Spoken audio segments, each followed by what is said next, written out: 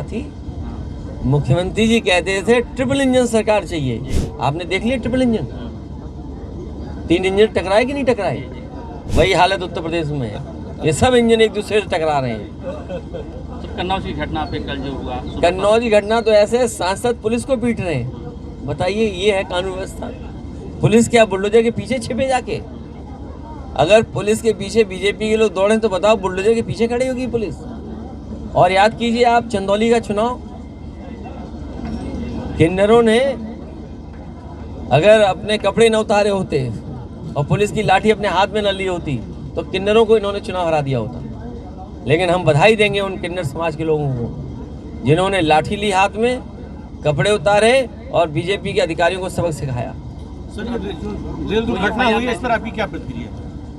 देखिए, ये नेग्लिजेंस है और जिस सिक्योरिटी और जिस सेफ्टी की सरकार बात करती थी वो खोखली निकली। आप एक तरफ बुलेट ट्रेन, बड़ी बड़ी रफ्तार वाली ट्रेनें, और फिर जनता को ये बताते हैं कि जो नई ट्रेनें हैं या ट्रेनों को ऐसा सुरक्षित बनाने के लिए हमने कवच लगाया है, टेक्नोलॉजी का इस्तेमाल किया है कि अगर ट्रेन पास आ जाएगी तो ट्रेन में सिग्नल मिल जाएगा, ट्रेन ऑटोमेटिक रुक जाएगी। अरे भाई, ये कौन से सिग्नल लगाए थे? इसीलिए मैंने कहा ये बीजेपी के लोगों ने कवच नहीं लगाया ट्रेन में, इन्होंने कहीं ना कहीं कपट किया है भ्रष्टाचार का। कन्नौज में सर कोई कार्रवाई अभी हुई नहीं, मुकदमा दर्ज हुआ लेकिन कोई कार्रवाई। अब पूरा उत्तर प्रदेश देखना चाहता है बुलडोजर का रुख क्या होगा।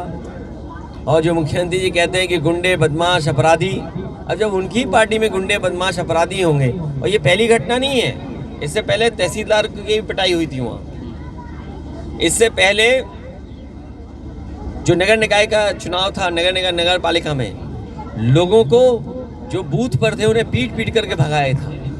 और मुझे याद है चुनाव के जब हुआ था आपका 22 का चुनाव, यही सांसद सेंटर फोर्स को लेकर के डीएम की ऑफिस में घुस गया था। तो क्या उम्मीद करोगे आप?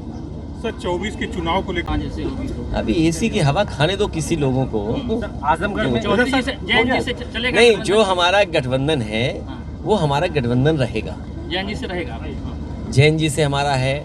और अगर कोई दल आना चाहता है साथ तो ऑफर तो करे कि भाई हमारा ये प्रत्याशी है, इस क्षेत्र में हम लड़ना चाहते हैं। अरे कोई भी कुछ आ जाएगी, गठबंधन कर लें। अरे ये चुनाव कठिन चुनाव है, आप प्रत्याशी बताइए, सीट बताइए, तो हम पार्टी के लोग विचार कर सकते हैं। कांग्रेस से कोई हो सकता है, कांग्रेस से भी संभव है। नहीं, हमारे लिए, मैंने आपसे कहा, हमारे पास बहुत अनुभव है।